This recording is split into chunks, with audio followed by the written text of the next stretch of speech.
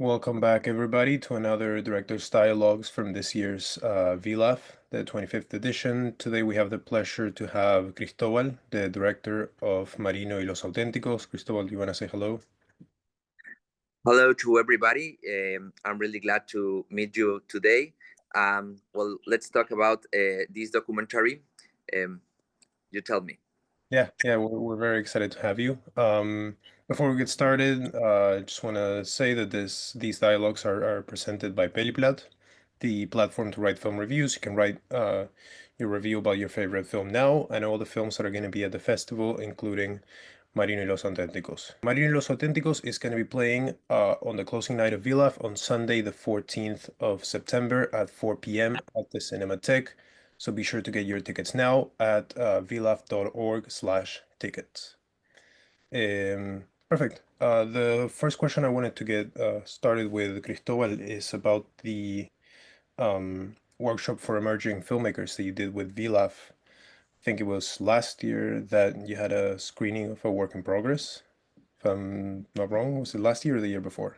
Yeah, no, it was like 3 years ago, three Okay. or 4 years. I think that it was the second edition of the work in progress of the VLAF. Mhm. Yeah. So I just wanted to, it's just a film I've seen, I think, a couple of times throughout the years, and I just wanted to ask you what the process had been with working with the film through a festival. Yeah, well,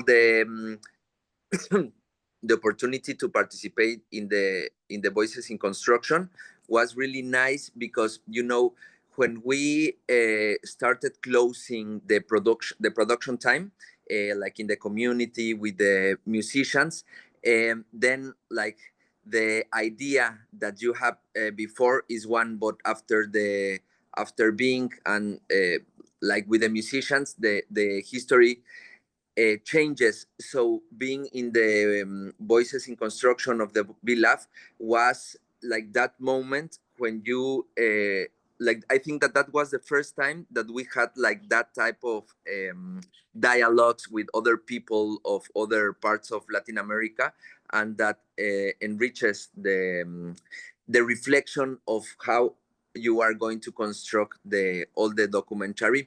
We went like in three works in progress, and each one helped us to like strengthen to enforce the story. Right. Yeah, I think some people don't realize just how different it is constructing a documentary as opposed to like a feature film, especially in terms of the story that you're trying to tell, because there's so many things that happen throughout the shooting that just change the story, and you have to adapt on the go. Yeah, and in that sense, like I remember that the Voices in Construction, the work in progress, was a nice opportunity because you share with other people that are also working in communities, Mhm. that are recording in communities, and that's something like the question, you don't know if the feelings, if the story that you want to share, you are really sharing it. So that moment where you listen how other people of other places are understanding your movie, it's interesting. Right. Um, yeah, one thing that stuck out to me through the film is that it is a film about musicians and a band, but there's so many other layers and elements to the story that come into play that I think really enrich the story that you're trying to tell, and create a really good sort of an all-encompassing film about a lot of the I think the elements that go into play in these people's lives. One thing that the I noticed was there's a lot of shots of all of them working on the fields, and shots of the land in general. There's a like a lingering camera that stays with those moments and doesn't cut away from them to focus on the rehearsal and the music and trying to tell a more obvious story. I was curious about what the choice there was, and what informed that for you? What do you think took precedence there? Like I want to talk about, well, me and Erendira Hernandez, that it's our producer, our main producer with Eugenia Montiel. We wanted to talk about Marino Mariano, Yeah. and about the other musicians, Dagoberto Mariche, Zenon Toscano, and other ones, right? But we also I wanted to, like, to share, or to talk about, or to show like how I, because I am not from here, right? I am from Mexico City. I like moved to the Costa Chica, to the coast of Oaxaca, like 15 years ago. So I wanted to show how I, like, how I see those places where I have been, like, constructing relations, like, there is an actor that it's not in the movie but has been important, a community radio, right? So I met those musicians in a community radio. So, like, this radio, like, opened me to see the territory, and I wanted to show, or to share that in the film. So there are many decisions of what we didn't want to be in the main frame. Yeah, I wanted to get back to the point about I think the radio in a little bit, but I was gonna ask, or at least no one other moment that really stuck with me. I think when you talk about showing the film through your own lens, and especially with your storytelling, there are two sort of stories that the characters tell that are two of the moments that I more remember about the film, which are one of the musicians talking about the tigrera, Yeah. the instrument, and sort of the myth around, or the story about how that instrument was made. Talking about the story about the tigers. I'm sure you know about it a lot better than I do. Um, Uh-huh. but also another story about how I can't remember his name, but the man that is blind, I think, from one eye, tells us Uh-huh. how he had a fumigant sprayed on him in the fields. Uh-huh. And I just love the contrast of this the sort of the relationship to this land that you create through that historical mythology of how we create this instrument, but on the other side, the hardships of working that land day to day. I don't know if you had anything to go on about that. Yeah, like, yeah, it's a contrast, like, in one way of understanding the story, you have, like, these deep knowledges about the territory, right? About the music and the territory. And then you have, like, this story of the tigrera, that personally I think that it's really interesting, because um, it talks about, like, a moment that there is no more. What I want to say, it's when there were, like, tigres, or how do you say that in English? Yeah, Lions, no, like yeah, tigers. yeah, When yeah. you the moment that we had tigers here in these jungles, well, there are no more here. There are no more, not any more tigers, right? But we wanted to construct this, I don't know, this feeling, but also we don't want it to being romantic about all these really interesting or nice knowledges about the territory. There are, like, very, the thing is that there are a lot of problems, and also the our main musicians, they live these problems. So we wanted to show this, like, the human scene of the musicians, right? Because they are famous. They are famous because they have been, like, the principal um, musicians of these Sones de los Diablos, like the songs of the, I don't know how to say it in English, of the evils. I don't know how Oh, to say it. yeah, yeah, yeah. So they play like in main places where the government or the universities organize things about Afro-descendant people, or about like folkloric music. But um, they are living complex things in their territories, right? Yeah. Like Rolando that lost his eye. Yeah. Yeah, yeah. And the point I wanted to get to, I think you segued us into it really beautifully, is the story of how Marino has written almost 50 songs, I think 46 songs, it says in the film.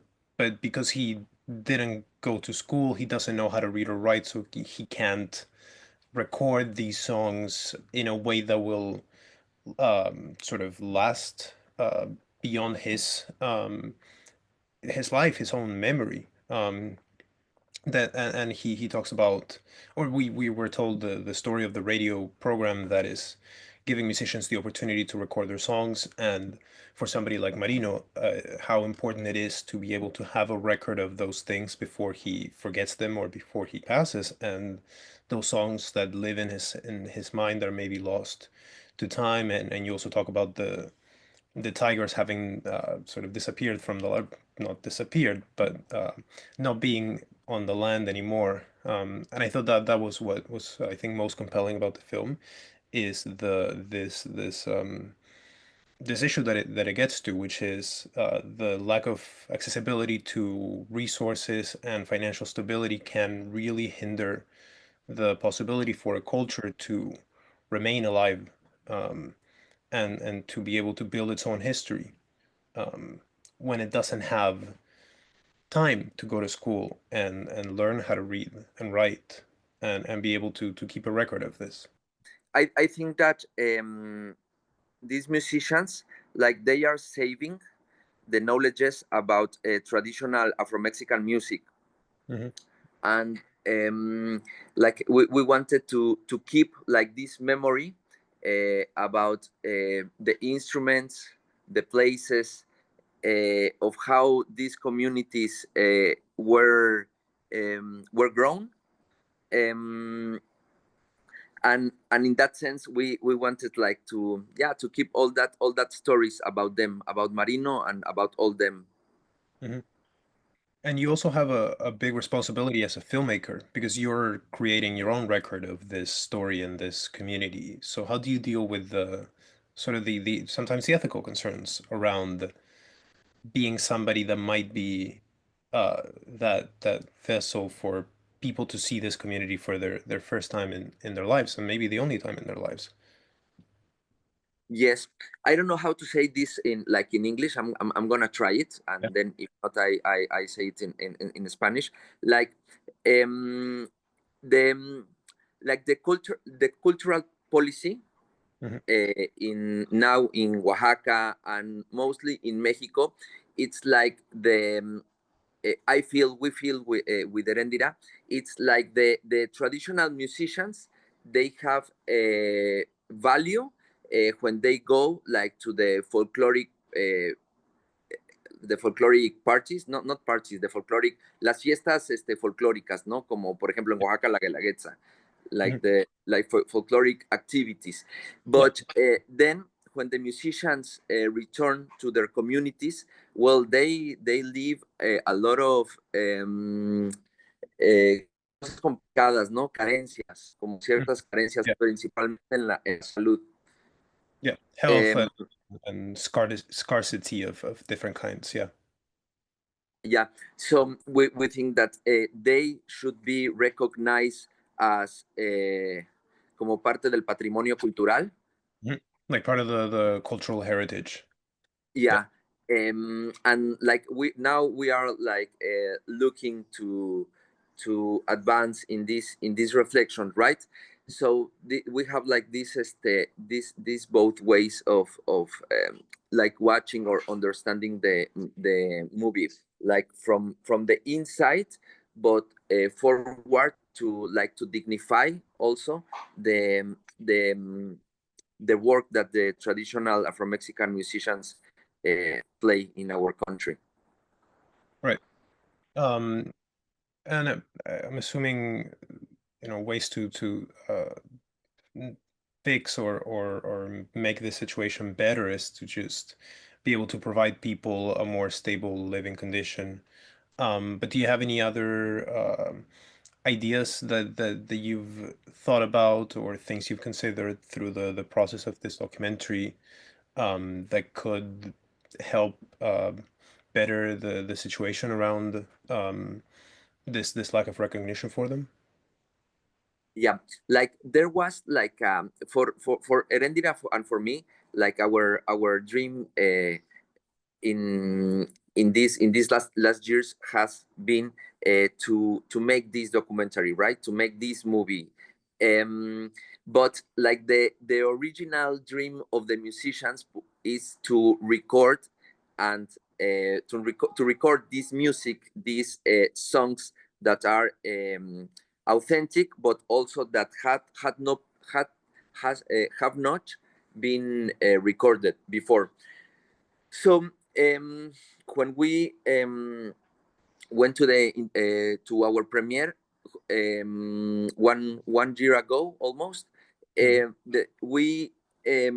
launched we launched the like an album in Spotify, like the music, right, the music that we recorded in the movie, and that has been important for the musicians, like for them to have this music like available and to share it to their communities and families. So also it would be interesting to share like the music in via streaming. The other side, like to poder incidir, poder influir para el reconocimiento de ellos, like the work to, we say, to dignify in cultural policy the work that they do as traditional musics. I think that way it's still like it's the time for that. It's bigger than the moment that we are now looking for the documentary. But Mhm. every place where we play where we show the documentary, we try to open that the dialogue about that of that Mhm. necessity. Absolutely. I would love to keep talking about this for much longer than we have available time for. But I was gonna say, do you want to share the name of the album? We'll also link it on the post so people can have a direct link to it. But if you want to share the name under which the people can find the this album on Spotify and on streaming platforms. Yeah, you can look for it as Los Auténticos de la Costa. I'm gonna message you the name, Los Auténticos de la Costa, and that way you can look for them in Spotify. I don't know, we didn't translate the name of the album, so I don't know if you look that in Spotify if you are going to find it, but I'm gonna share you the link, Yeah. and Yeah. it Yeah. would be really grateful that the music can be heard in the during the Bilaf. Hmm. Yeah, yeah, yeah. I'll talk to the people in charge, and I'll try to make sure of that. But we'll definitely link the album so that people can find it regardless of translation issues. Okay. And yeah, we're getting to the end of the dialogue. But did you want to close with any last remarks, any last things that we weren't able to get to? Yeah. Well, we are really grateful with the Bilaf because you look to our documentary, to the story of Marino Mariano and other five traditional musicians of Afro-Mexican communities. And I hope that the people that watches the movie feels nice about watching the movie. Yeah, yeah. I think when people watch the movie, they'll be able to understand why the festival has gotten behind such a project at different stages of its production, and why we're so happy to have you here and to have the film playing. Just as a reminder, Marino y los Auténticos, Marino and the Authentics is going to be playing on the closing night of VLAF at 4 p.m. on Sunday, the 14th of September at the Cinematheque. You can get your tickets now at vlaf.org/tickets. You can get them at the Cinematheque. But we look forward to having everybody. Thank you very much, Cristobal, for your time and for the chance to talk to you about this beautiful project. Thank you, Tadeo. Thank you, Tadeo. Well, that's it for today. Again, thanks to Peliplat for supporting these dialogues, and we'll be linking social media and access to the album on the description of the post. Muchas gracias, Cristóbal. Que tengas buen día. Gracias. Hasta luego.